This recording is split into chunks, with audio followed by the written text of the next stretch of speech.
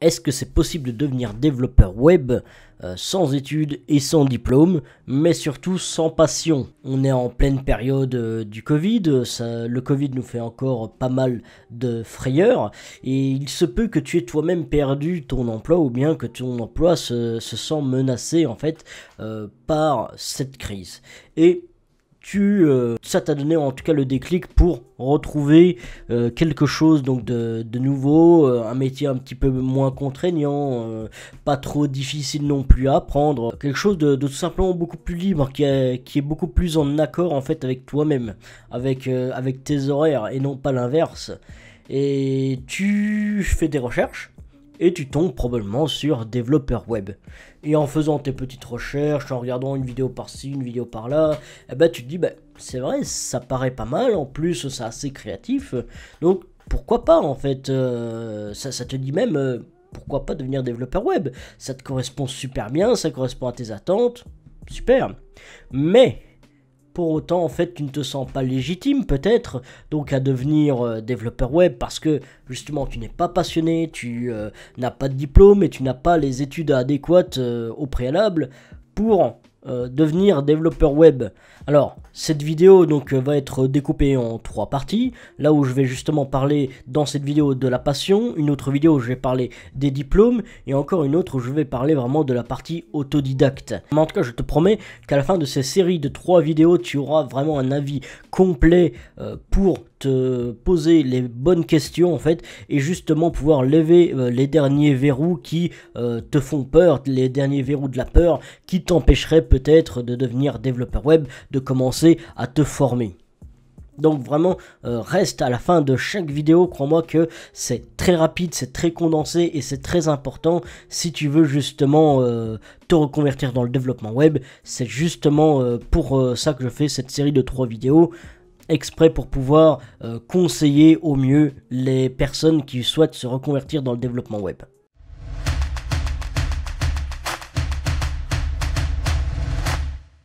Alors justement, donc on va parler uniquement de la passion. Alors pourquoi est-ce que je découpe ces vidéos en 3? Ben en fait, j'avoue, la vidéo à la base elle faisait plus de 40 minutes. Je me suis dit peut-être que on va déjà essayer de raccourcir les messages et après on va les diviser en 3, ça sera pas mal. Du coup, la passion, en fait, tu vois à peu près tous les informaticiens dans ton coin, tu vas voir sur les réseaux sociaux, tu vas voir donc l'informaticien du coin, tu vas voir ton neveu peut-être, et tu remarques que tous sont passionnés en fait. Tu te dis mais c'est pas possible en fait, pour devenir informaticien il faut être passionné. Après tout, c'est bien une passion. Mais il faut savoir en fait, c'est quoi une passion? Une passion en fait c'est juste ce que tu aimes faire et ce à quoi tu es bon de le faire. Donc en fait la passion ça peut se générer assez facilement. Mais actuellement en fait tu te dis ouais je ne suis pas passionné. Oui peut-être, et ça ne pose pas un problème. Du coup en fait tu vas pouvoir en fait provoquer cette passion tout simplement. Comment est-ce que tu pourrais déjà aimer ce que tu fais? Il faut commencer à faire pour ça. Et comment est-ce que tu peux être bon dans ce que tu fais? Il faut commencer à agir pour pouvoir...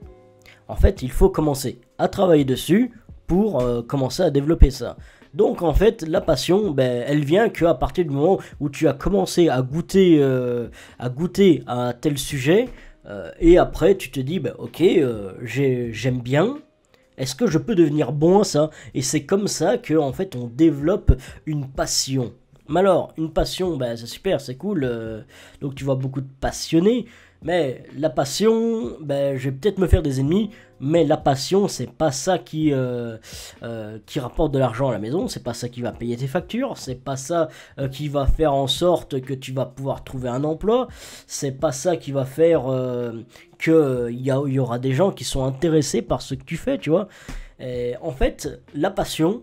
ça permet de faire quoi? Des bons exécutants ou des bons youtubeurs. Et c'est à peu près tout. Parce que oui, effectivement, ça reste que en fait un moteur de motivation. Si tu arrives à te motiver en fait avec autre chose que ce que tu appelles la passion, si c'est un objectif que tu as, eh bien tu peux tout à fait remplacer la passion par un autre moteur de motivation tout simplement en fait. Mais pour autant, je vais te partager en fait un petit peu quelque chose parce que forcément quand je te dis bah oui bah la passion ça fait pas tout, eh ben directement je me fais des ennemis. Mais en fait je vais m'expliquer quand même un petit peu plus. Ce n'est pas que la passion ne sert à rien, en fait la passion est très importante, mais encore une fois elle se construit.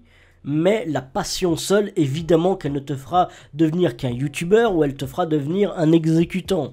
Ta motivation n'est pas appuyée par autre chose, quel que soit ton domaine, que ce soit le développement web ou que ce soit même dans le bâtiment, ben, tu n'y arriveras tout simplement pas. Je vais par exemple prendre mon cas où j'étais donc dans le bâtiment, ben, j'étais plutôt bon en fait là-dedans, j'ai eu ma propre entreprise, c'est à peu près ce que les gens en fait avaient besoin. Et du coup, je me suis dit, bah, super, c'est nickel.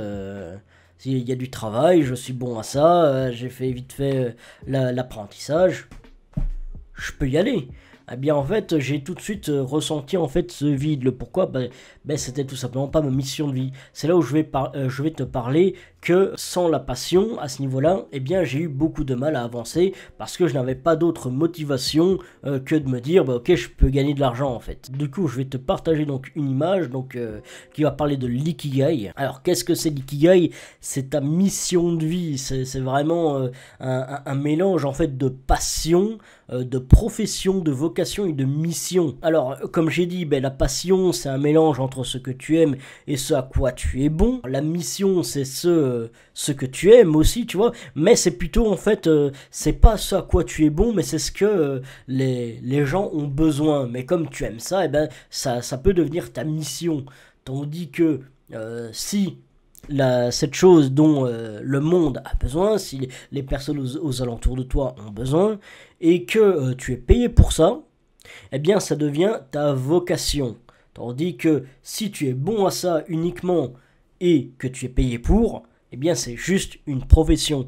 Et si tu n'as que ces deux éléments à chaque fois, eh bien tu vas vite te retrouver avec un certain vide en toi et peut-être que tu vas pouvoir durer quelques années. Il te faut savoir en fait que justement sur ces 4 points, c'est pas très compliqué en fait de trouver quelque chose dont le monde a besoin. C'est pas très compliqué de se faire payer pour ça. En revanche, les deux autres domaines dans lesquels toi tu vas pouvoir agir, c'est quoi? C'est justement ce que toi tu aimes et ce à quoi tu es bon, c'est-à-dire la passion.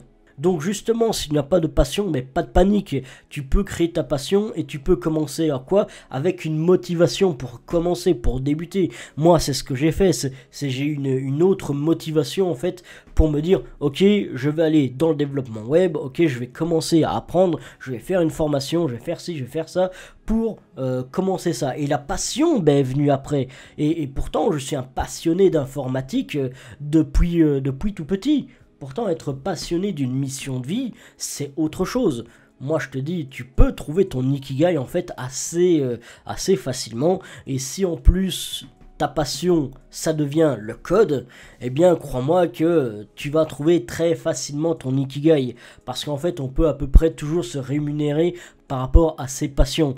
Donc oui, trouve une passion et après le reste, ben, c'est extrêmement facile à retrouver pour avoir un ikigai, avoir une mission de vie. Donc oui, évidemment, si tu n'es pas passionné au début, mais ne t'inquiète pas, c'est normal, on ne peut pas être passionné par quelque chose. Moi, je ne crois pas au fait que tu nais et en fait tu es naturellement bon pour cette chose et tu ne sais faire que cette chose-là. Moi j'y crois pas trop, certes tu as des affinités qui sont là parce que tu es né dans un tel milieu et du coup tu t'intéresses beaucoup plus à ça. Moi par exemple j'ai touché un premier ordinateur étant très jeune et forcément j'avais ça pour jouer avec les jeux vidéo. Eh bien je me suis amélioré là-dedans, c'était ce que j'aimais, c'était une passion. Et au fur et à mesure que je grandis, de cette passion, je peux être rémunéré pour cette passion. Et donc, ça peut devenir mon ikigai. Donc voilà, franchement, ne t'inquiète pas si toi, tu n'es pas encore passionné, parce que tu peux le devenir, ne t'inquiète pas. Alors, Je t'invite donc à écouter encore cette dernière petite minute. La vidéo donc est pratiquement terminée. Dans les prochaines vidéos, en fait, je vais vraiment parler de l'aspect des diplômes et après je vais parler donc de l'aspect d'être autodidacte, car ce sont encore deux points bloquants qui moi pouvaient m'impacter quand j'ai commencé à me reconvertir dans le développement web. Et surtout, un truc pour ne pas louper cette série de vidéos, eh bien abonne-toi à la chaîne, n'oublie pas d'activer la cloche, ainsi tu pourras avoir l'exclusivité donc de cette vidéo avant tout le monde. Crois-moi, si tu t'intéresses à te reconvertir dans le web, eh bien c'est vraiment une série de vidéos qui va pouvoir t'inspirer, qui va pouvoir te permettre d'aller beaucoup plus loin. Du coup, merci de m'avoir regardé et je te dis à la prochaine.